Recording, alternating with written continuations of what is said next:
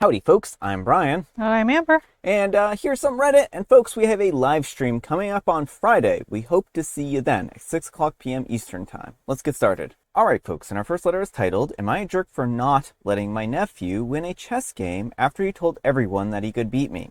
I'm a 26-year-old male, and I play chess online, and I'm rated around 2000. My nephew is 11 and recently joined a chess club. He is doing well for a beginner, but my sister keeps calling him a prodigy, and he's starting to take it seriously. I found out that he's been telling his friends and one of the older players at the club that he regularly beats me. He has won games against me at home, but those were teaching games, where I let him take moves back and pointed out mistakes. I explained that to him privately before one of his club meetings, but he insists that he could still win. He then challenged me to a proper game in front of everyone and specifically said no hints, no takebacks, and no going easy. I asked him twice if he was sure, and he said yes. I played normally and I won. I didn't celebrate or say anything about his earlier bragging, but he became embarrassed and wouldn't speak to me afterwards. My sister later said that I should have quietly let him win because losing in front of his friends damaged his confidence. I told her I gave him several chances to keep the game casual, and he was the one who insisted on making it serious. Am I the jerk? All right, folks, what do you think? No, absolutely not the jerk. I mean, this kid has been getting an overinflated sense of ego, and it's time that if he thinks he really is this prodigy, it's important he learns that his skills have actually been, he doesn't have the skills he thinks he has.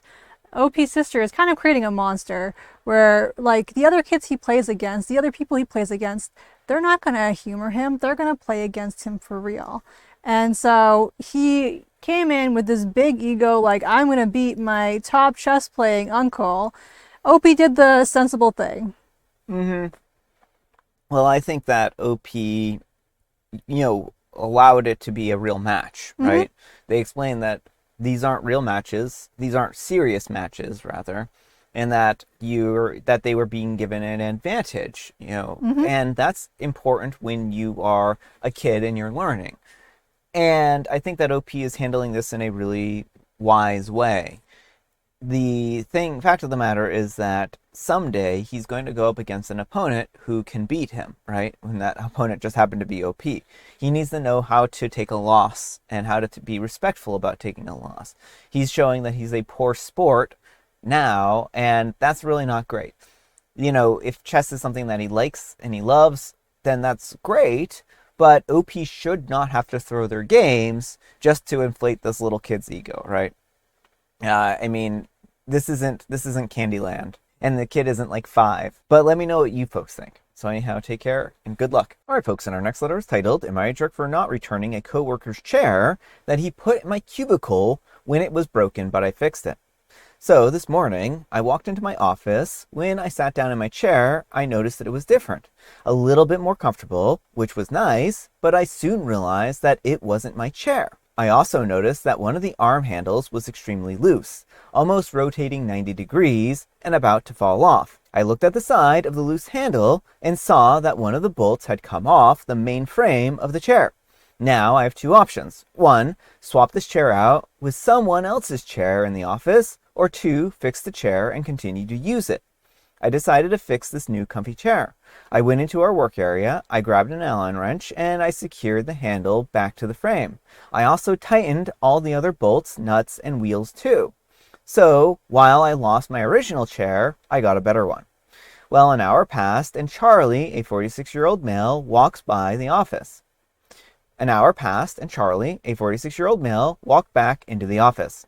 The thing about Charlie is that he suffers from a traumatic brain injury from his time in the military. He sometimes isn't always thinking things through, and is constantly questioning everything that he has to do, no matter how simple the task is. And he is always thinking that the world is against him. Well, when Charlie thinks that he's won a battle or argument or conflict, etc., he gets this smirk on his face that makes you want to punch him. So, when Charlie walked into the office, he had this smirk on his face because he thought that he had pulled a fast one. But that smirk disappeared when he saw that the handle on the chair was fixed. This is where the drama started. Charlie then brings back my original chair and says, "Hey man, thanks for fixing my chair. You can have yours back now." I told him no, that this chair is mine now, and that he can have my old one. Charlie went on to say how he ordered that chair specifically for himself, and that he needs it to work comfortably. When I asked him for proof that it was bought with his personal funds, he said that he bought it through the GSA card for the office. So that meant the chair in the office was not his personal chair. I also asked why he couldn't fix the chair himself. Charlie answered that he didn't know how, which is funny because he's a maintenance guy and we have all sorts of tools in the work area where he could have looked for something if he had taken the time. He also asked again and I answered no. Well, Charlie went on a rant about respect and fairness for a bit before going to the manager's office. I got called into the manager's office through a Teams message, and when I walked in, Charlie had that smirk on his face again. When the manager asked why I stole Charlie's chair, I calmly gave a play-by-play of what happened. That's when Charlie tried to step in, but the manager didn't let him. Finally, the manager asked, "Are you willing to give Charlie his chair back?" And I answered no because he left it broken in my cubicle, and I fixed it, and now I want to keep it. The manager sided with me, and Charlie storms out of the office, mad at the world. Am I the jerk here? All right, folks, what do you think? No, not the jerk. I mean, he took your chair to give you a broken chair and then only wanted the chair back when you fixed it. You know, he was using shared office resources for this chair. It wasn't something he purchased with his own money. Like, that would have been a little bit of a different situation. But this is office property that he discarded and you fixed. Well, and that's the biggest issue I have here is that he could have taken time to fix it. He could have, asked somebody for help to fix it. He could have, left a note in OP's office saying, "Hey, I have a really, a medical issue. My chair is broken. I'm borrowing yours for a little while. I apologize for the inconvenience. If you need your chair back, just, let me know," or something like that, Yeah. right? Like, there's any number of ways he could have handled it politely, but no, instead he tried to pull a fast one on OP. Yeah, well, he thought that he was giving OP a bad chair that was going to make his life more difficult. Mm-hmm. And I think that's really what we need to focus on here. And while Charlie has a traumatic brain injury, it doesn't mean that he can be a jerk or rude to other people, right? Mm-hmm. Like, he still needs to be a coworker who collaborates and, has the best interest of his coworkers at heart, right? And not this whole, I'm going to try and put my selfish interests above everyone else type of situation. So I really think that Charlie has a lot of growing up to do. I know he's 45, or 46, but still has some growing up to do. But let me know what you folks think. So anyhow, take care and good luck. All right, folks, and our next letter is titled, "Am I a jerk for banning my friend's kids from our lake house after she dropped them off unsupervised? They almost drowned, and they lost all of my husband's gear. A friend of my husband called him and asked if her kids could go to the house to do some fishing. I expected her to come with them. They were supposed to bring their fishing equipment. She did not stay. She dropped them off and left. She actually dropped one of her sons off with his friend, a kid that we don't even know. Well, the child forgot their equipment and took my husband's rods and fishing gear. On top of that, they got in the kayak without permission. I do not blame the kids as their kids. They then went into the middle of the lake and flipped the kayak and almost drowned and lost all of my husband's fishing gear. The neighbor rescued them as I was not home yet or aware of this whole situation. She is now blaming it on the friend of her kid as she knows her son. And I called her furious and I banned her, the kids, and the husband and pets from the property and demanded reimbursement. She is acting as if I am being irrational. Am I the jerk? All right, folks, what do you think? No, absolutely not the jerk. I mean, you don't leave kids unsupervised at a house and without any gear. This whole situation could have ended in tragedy. Like, it sucks what happened, but it could have been so much worse. All thanks to her negligence. These kids, they had no permission to use the kayak. They had no permission to use the fishing gear. And there was the assumption that there would be adult supervision. And so, again, like Opie said, the kids, they're kids. They may not have known better. I'm not sure of their ages here. But certainly that's why they needed an adult to monitor them and make sure they don't do dangerous things.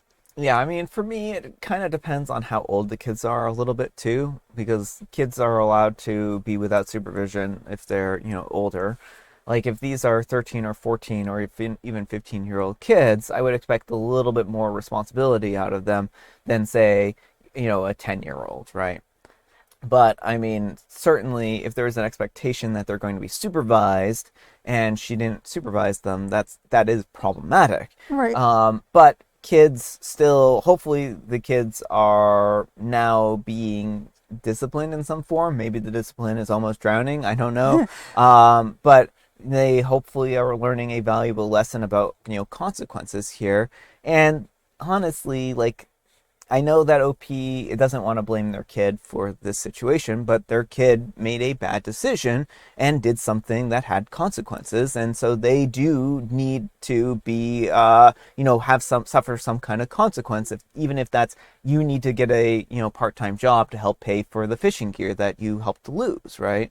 Well, the other thing that baffles me is like, how did she not notice that they didn't have their fishing gear? Why would she drop them off? That's why I'm Yeah, wondering if like maybe she told them, oh, it'll be fine to grab the fishing gear, because yeah. she should have seen that she was just dropping off kids with no fishing gear. It's not like fishing rods are tiny. Well, and if she gave them permission to use that fishing gear, then at that point in time, she's the adult who made a decision, and then I think that she would, need to be fully responsible for that equipment that was lost. I mean, at the end of the day, I'm just glad all the kids were safe. Mm-hmm. They ended up not drowning, which is good in my book. Yeah. And I think that is a valuable lesson in its own right. But I do think that OP is maybe not being, not treating the kids with enough agency here, because I feel like the kids should know better than to do some of this stuff, and they're acting like, well, the kids are just kids. Of course they don't know better. And Well, it depends how old these kids are. well, the kids have been banned from the house. I think like OP is handling. OP is not their parent. OP can't impose consequences on them. All OP Hmm. can do is tell the parent, one, you all can't come on my property anymore, and two, I need recompense. I need to be paid back for the fishing gear. Yeah, I mean, I thought it was included OP's kid. No. Oh, I guess OP doesn't have any kids in this situation. I thought this was, oh, that actually changes my opinion a little bit here. Yeah, they just like Uh, dropped the kids off at an empty house. like that's a little bit different. Like I thought the OP's kid was involved in this for some reason. I just read the situation a smidge here. But if that's the case, I think that since these are strangers in OP's home, there should have been some kind of adult supervision in that respect, because like adults need to be responsible for kids instead of just randomly dropping them off at a stranger's house and saying good luck type Yeah. of thing, right? Again, maybe if these are 16-year-old kids, there's a little bit less of that expectation, but they should still be responsible, young kids or something, or older kids or something like that. Uh, so, yeah, it's not a good situation either way you look at it, right? But let me know what you folks think. So anyhow, take care and good luck. All right, folks, and our next letter is titled, Am I a Jerk? An older guy at work goes out of his way to say good morning to me, and when I didn't say it back, he keeps saying it until I respond. Okay, hear me out. I'm a 23-year-old female, and I have been working with this older guy who is most likely in his 40s for like 8 months now. I have noticed every time he sees me, he goes out of his way to say good morning to me. It's not a problem. I understand people just want to be nice. That's not the issue. Most of the time, I'll be nice. But today, I was walking. Mind you, I was probably a good 80 or more feet away from him. I hear him say good morning, but he was facing my back. He was far enough away that I couldn't tell if he was saying it to me, and I just kept walking. And I was a little tired too, and he kept saying good morning over and over. Geesh, Jude, it's not that deep. Like I said, it's not a problem to say good morning, nothing wrong with that, but he wouldn't stop saying it, and it frustrated me, so I didn't even look back. Am I rude for that? I know people are going to say that I'm a B or whatever, but you know what? I don't owe him anything. I barely have spoken 3 words to the guy my whole time working with him. Just weird. Thoughts? It made me uncomfortable now thinking about it. All right, folks, what do you think? No, not the jerk. I mean, I think, yeah, when you're face to face with someone, the polite thing to do is to like say hi back, unless there's like some reason not to. But him being like 80 feet away from Opie and behind her and then following her being like, good morning, good morning. Like that is just, you know, a different thing entirely. That's not friendliness at this point in time. It feels like the whole you should smile type of deal. Like, I'm going to follow you until I get this thing out of you that I want. Yeah. Like, why was he saying good morning with this much fervorance, right? Like, if she had heard him and you know, I'd acknowledge it, it would have been one thing, but like, sometimes you just have to take your loss there. Like, you're not entitled to a good morning from somebody. Period. Plain and simple. If somebody doesn't want to acknowledge your good morning, that's on them, right? But this is a very strange situation that he would think that this was even appropriate. If he had sprinted up to them, it would have been, and said good morning, that would have been even less awkward than what he did here. And that's still pretty awkward, right? I think that, like, had this been like a face-to-face type of situation and he said good morning and OP was like, you know, gave him the finger or something like that and said, it's not a good morning now or something like that. Yeah, I mean, maybe that would be rude to do, right? Like, that would be impolite and probably not professional. But the fact of the matter is that what he did here was really impolite and not professional by trying to hound her and harass her for a good morning, right? And again, like OP said, they didn't even know that he was talking to her because they were so far away, right? Generally, good mornings are, you know, a 5 or 10 foot radius type of thing, not a I'm 80 feet away from you shouting good morning at you. Yeah, behind you, so you have no way of even knowing that I'm talking to you until I come chasing after you going, good morning. But let me know what you folks think. So anyhow, take care and good luck. All right, folks, and our next letter is titled, His Mom Says That I Don't Give Him Freedom. Should I Walk Away? Hello, Brian. I'm in need of advice. I'm a 20-year-old female, and I've been with my boyfriend, a 20-year-old male, for nearly a year now. We have a wonderful relationship, and we care so deeply for one another. The problem is his 50-year-old mother. She doesn't like me, and it's always been obvious. When we first started dating, it was hard to even talk to her. I would bring small gifts around to sort of bond or just have a better relationship. I recently stopped as, frankly, I thought that it was useless and didn't want to spend money on someone that clearly doesn't like me. She's foreign and Muslim, her husband is white, and I'm Hispanic descent. She doesn't like it when my boyfriend hangs out at my home, even though in one instance we had spent the majority of the weekend at their home and hanging around with them. She told him, why don't you just move in with her? When he barely spent an hour at my house.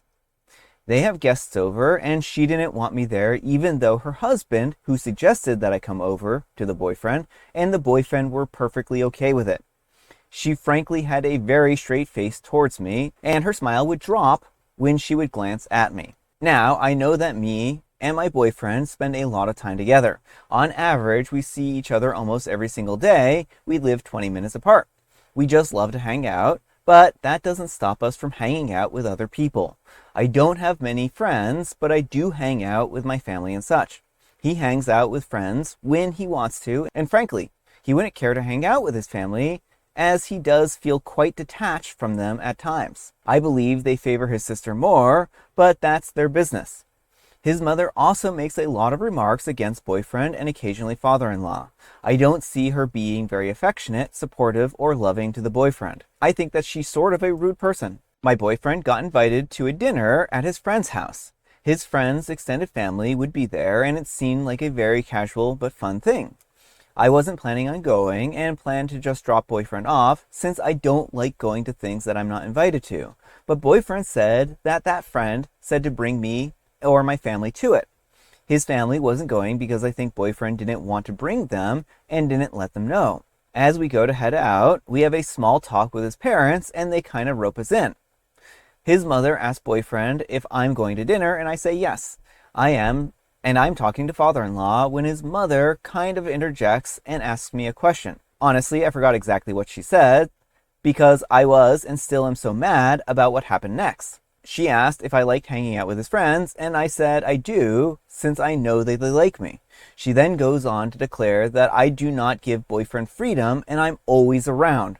Her husband doesn't say a word, and I was still and am so shocked by this. I left in my car afterwards while my boyfriend got some last minute stuff.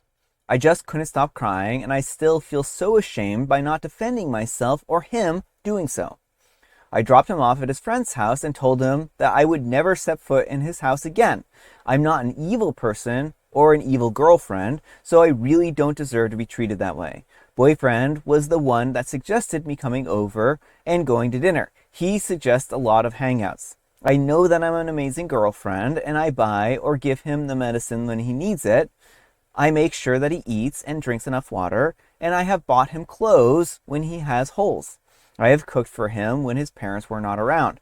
I have thrown a surprise birthday party for boyfriend, and his family has given me thanks. Frankly, I think that any other mother would love to have me as a daughter-in-law. I am very well loved by my own parents, so to be treated this way is just jarring and horrible for me. I texted him that we needed a break because I don't believe that I can see him so soon after this experience. We've had arguments before, but we've always communicated and talked through it. We have had such a strong and healthy relationship. I never felt this way about someone before, but I'm having doubts about the future of us due to his mother. I don't know what to do or how long I can take this. I know not going over there won't solve anything, since I know that she will still be saying stuff and being horrible to him, and if and when he comes over. Please give me some advice. Thank you so much, Anonymous. All right, folks, what do you think? Yeah, Opie, I think you have a boyfriend problem here. You know, his mom is a problem, but it's on him to deal with her and have consequences for her doing what she does. Now, I understand it sounds like he lives with her, so I don't know what his finances are like, but if he can get out from under that roof, that would be the best situation, because it doesn't sound like a healthy environment. But the fact that he is just staying silent when his mom makes you feel unwelcome and makes these comments about how you're monopolizing his time and whatnot, that is not a good look. Yeah, I mean, it would have been easy enough for him to step in there and say, "Mom, I invited her. She's, there at my request." This is a troubling situation for a lot of reasons. I think that he isn't backing OP up, and that kind of shows a lack of maturity. I know that OP cares for him a lot, but they also have to understand that this is kind of going to be the dynamic going forward. He's always going to cow to his mother, and then OP is going to receive a brunt of this abuse. And that's not a healthy relationship dynamic, right? That isn't a healthy family relationship. And I can understand OP wanting to break here because he hasn't been supportive, at least in defending OP against the mother and her, abuse here, right? So I think that OP is taking a good hard look at this relationship by taking a break. And I think that that's healthy. Sometimes relationships don't work out, even though you really like somebody and you think that they are a great match for you and they kind of check all your boxes. Something like this can just really sour a relationship. And I think that, unfortunately, that might be a deal breaker here, right? And it's important to recognize when you have a deal breaker. As for, the boyfriend situation, I think that in order for OP needs to ask themselves this question. What would have to change with the boyfriend to make her want to date him again, right? And I think if your answer is, well, I would want him to defend me against the mother, then that needs to be something that you tell him, going forward, and to say, look, I love you. I think that this is, you check a lot of boxes, but this situation with your mother is a deal breaker for me. Unless that changes, I don't think that we can go forward and have a relationship. But let me know what you folks think. So anyhow, take care and good luck. All right, folks, it is tea time. Grab your beverages of choice. I've got some tea right here, and Amber, she is a joke. Why can't you play basketball with pigs? Mostly because the pigs are muddy and they're pigs and they don't have opposable thumbs and they can't dribble. I mean, maybe they can dribble like drool, but not like dribble with their hands. And there's also not like nets in pig pens, and they can't stand on their hind feet, as far as I know, and... Or maybe because they always hog the ball. Oh, that would make sense. And I have some throat coat tea once more. So I'll be drinking some throat coat tea again this week, just as kind of a way to protect my voice.